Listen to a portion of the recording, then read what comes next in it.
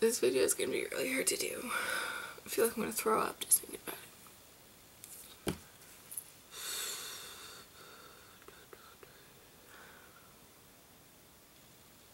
Okay. Hey guys, so today is going to be kind of maybe an emotional kind of video, but not really. It's going to be a helpful kind of video, hopefully. As you can tell by the title, it's not going to be just a normal kind of happy video, but I have reasons. First reason is I was requested to do things like this and how you deal with it if your friend is self-harming and or if you're doing it and blah blah blah. And second reason is today is National Suicide Prevention Day, and I want to help as many of you as I can because it's important to get help. So just right off the bat, as kind of a warning, this video might go into some descriptions that some of you might not want to hear. So if you are not like mentally prepared to hear about things like about self-harm and stuff, feel free to click out of this video.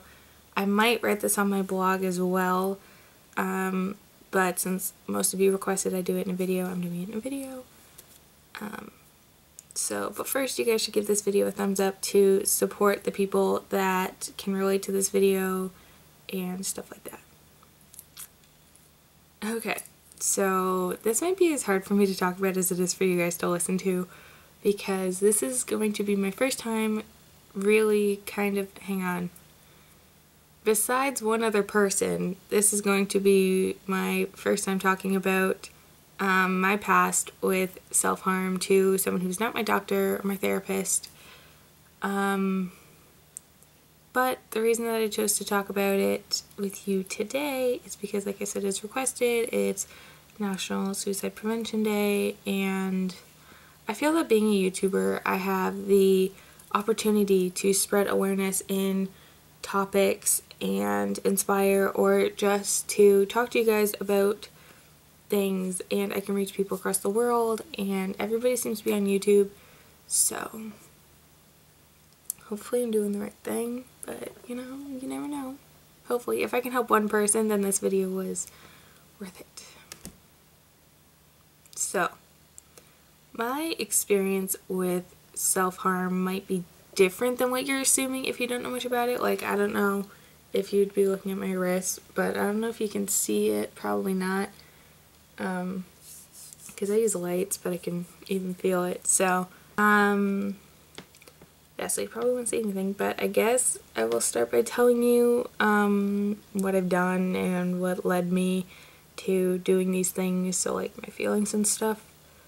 I'm not really sure how to go about this, so this is where things might get hard to talk about or to hear, but the last thing that I want is for you guys to like attempt any of the things that I mentioned. That is not my intention for doing this video at all. In fact, it's the exact opposite. I'm basically opening my heart and my past and sharing that with you guys in the hopes that you guys won't end up down the road I was on and stuff like that. I am doing this so that we can help each other and so that I don't have to see you guys suffer, and yeah. This is gonna be really hard to say. The first thing that I can remember doing is probably the first thing that everybody does, and that was cutting my wrists, and I was in grade 10, maybe, probably. That's when, based on the group of friends I was with, I was probably in grade 10. Then that was really only kind of like a one-time thing. It was like a phase, not really, because I wasn't diagnosed or anything at that point, and I hadn't gotten that bad yet, so I was just sad. I wasn't depressed.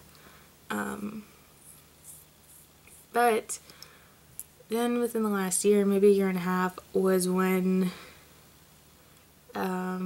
the self-harming got really bad, and I don't know, I feel like I'm in therapy with you guys. I would take push pins and push them into my hands, but the way I did it, I would do them in the lines of my hands so that nobody could really see them. Because with a lot of other self-harm stuff, people can see it. And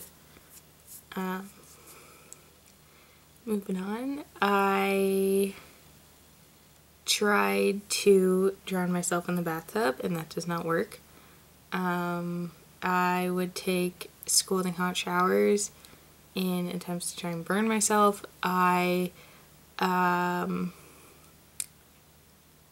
The ones that have probably scarred me the most was I purposely bought shoes that were too small and continued to wear them.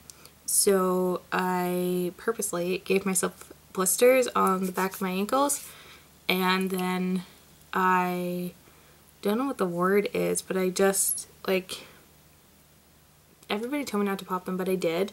And then I basically, like, ripped all the skin off of it, and I kept doing that over and over and over again, and I kept spraying rubbing alcohol into them because that shit burns.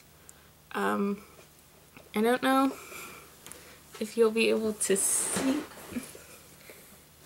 I don't know if you can see that. I'm just gonna move the camera after, and I will insert that clip.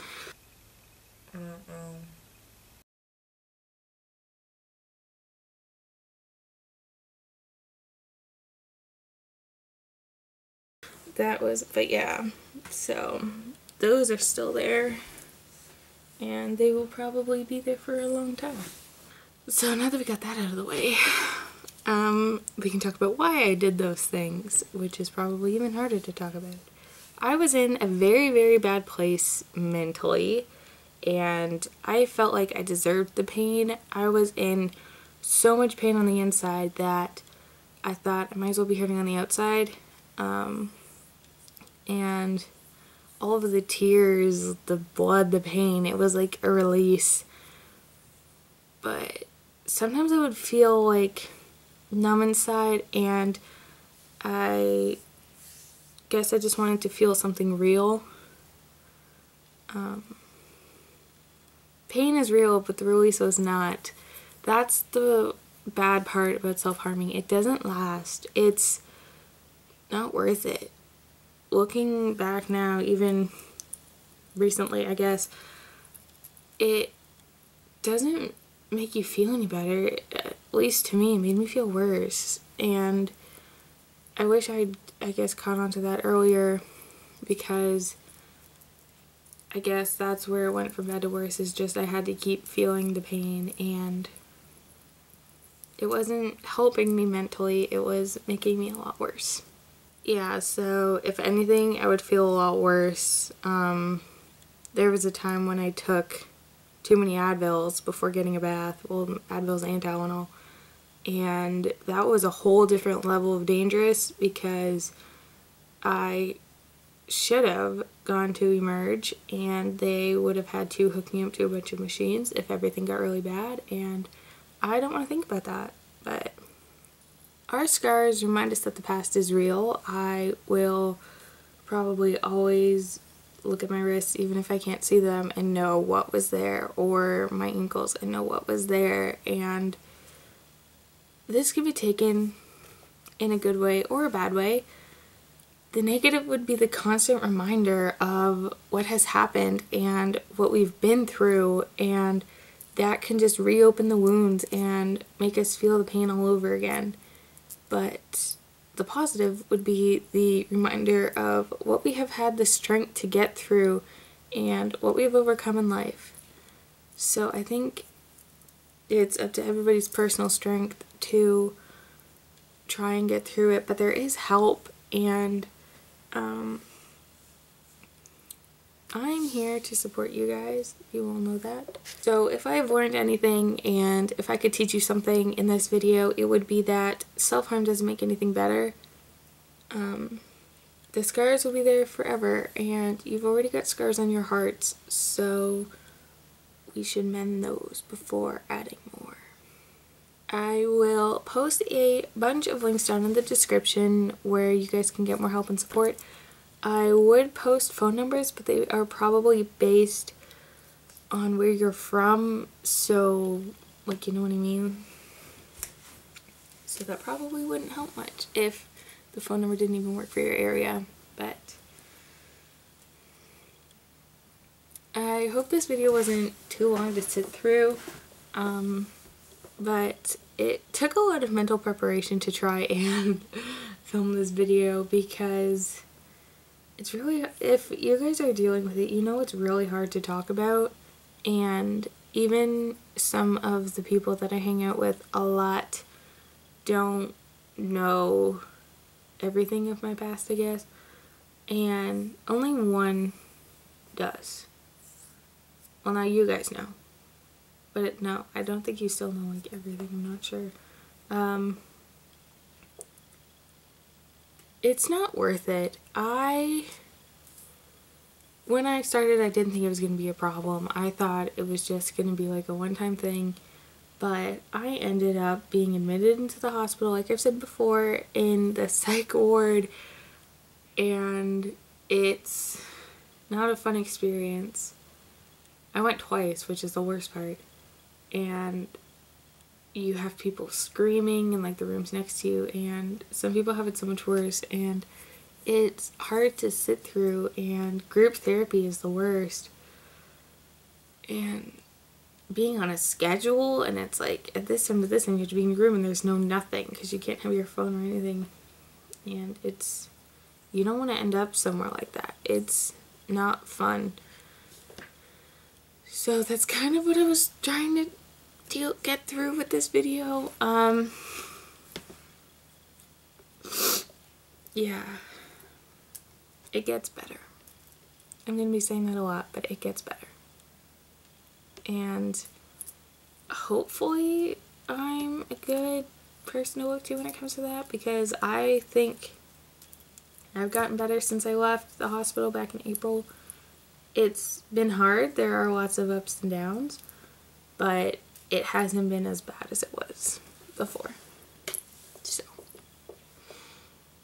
like, it does get better though. Like, seriously, I thought I was like alone in the world and nobody cared and stuff, but now I'm flying to a different country to meet some of my best friends from the internet, and I never thought that that would be me. So sometimes life just takes a while to catch up with you, but good things will happen. So I'm gonna stop rambling because I could go on and on and on.